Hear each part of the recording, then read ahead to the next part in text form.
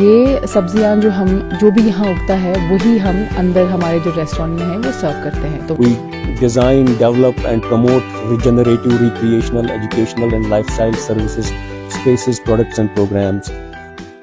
The postman की नशरियात में हम आपका खैर मकदम करते हैं।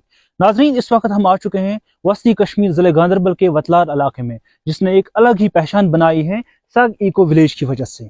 आजकल के दौर में जबकि सारे लोग अपने आप को मॉडर्नाइजेशन की तरफ ले जा रहे हैं, लेकिन इसी बीच में कुछ ऐसे भी लोग हैं जो अपने कल्चर और ट्रेडिशन को प्रिजर्व करने की बेहद कोशिश कर रहे हैं। और इसी की मिसाल है सग इको विलेज, जो गांदरबल से तकरीबन 8 किलोमीटर की दूरी पर। तो चलिए देखते हैं कि सग इको विलेज में क्या खास बात है।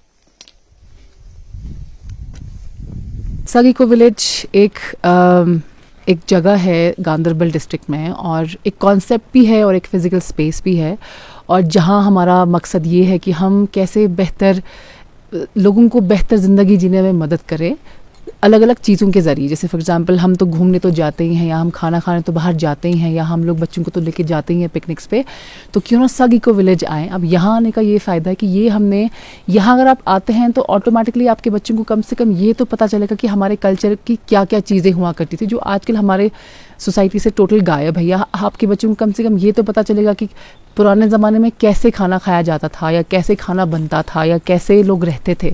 उसका थोड़ा बहुत सेंस लोगों को, बच्चों को स्पेशली मिलेगा। और ऐसी भी जगह है जहां आपकी पुरानी यादें ताज़ा हो जाएंगी। आपके काफ़ी सारे हमारे गेस्ट ऐसे जो थोड़े से बुज़ुर्ग होते हैं, वो यहाँ आके अपनी बहुत इमोशनल हो जाते हैं, क्योंकि यहाँ का पूरा सेटअप देख के उनको अपना कुछ पुराना याद आता है। या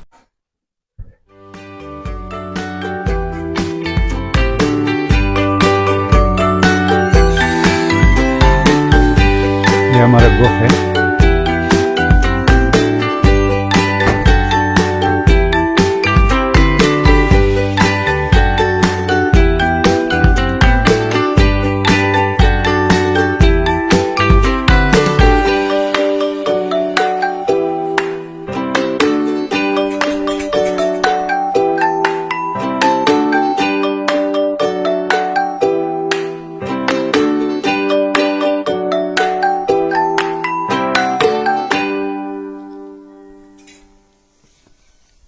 Eco village.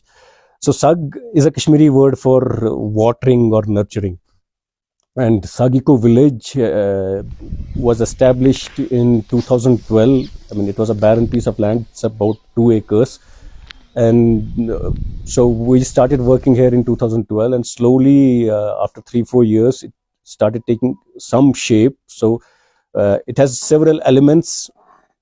Our basic mission is to build integrative and regenerative lifestyles and communities, and so we design, develop and promote regenerative, recreational, educational and lifestyle services, spaces, products and programs for individuals, families and communities. So for example, the whole place is a natural farm cum retreat center.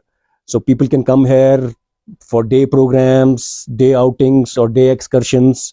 And so the basic idea is to provide authentic, immersive and therapeutic cultural experiences to people.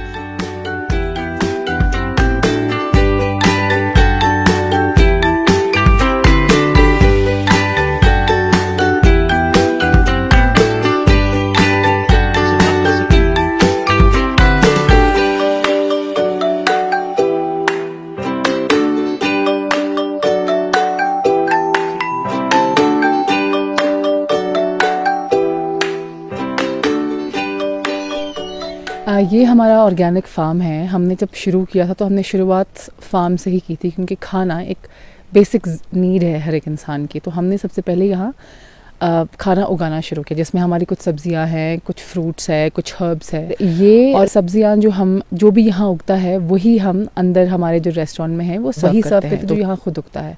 अब इसमें हम कोई fertiliser या कोई chemical इस्तेमाल नहीं करते हैं, इसमें हम मैन्योर यूज़ करते हैं जो यहीं खाना, क्योंकि बहुत ही बेसिक नीड है तो काफ़ी लोग यहाँ खाना खाने के लिए आते हैं। और इवन इफ़ हम बहुत सिंपल खाना यहाँ बनाते हैं, लोग बहुत पसंद करते हैं। बाद हम जो फ्रूट्स हैं उनका जैम बनाते हैं या उनको ड्राई करते हैं, जो हम सेल भी करते हैं और यहाँ सर्व भी करते हैं।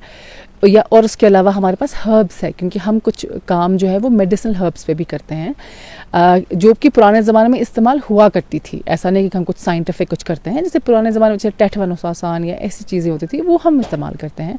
तो वो भी हम यहाँ ग्रो करते हैं। यहाँ उनकी चाय, जैसे टेटवन की चाय हम लोग यहाँ बनाते हैं और सर्व करते हैं, या हम रोज़मेरी की चाय बनाते हैं और सर्व करते हैं। और इसी तरीके से कुछ और हर्ब्स हैं जिनका हम इस्तेमाल करते हैं और यहाँ उनको फिर सेल भी करते हैं।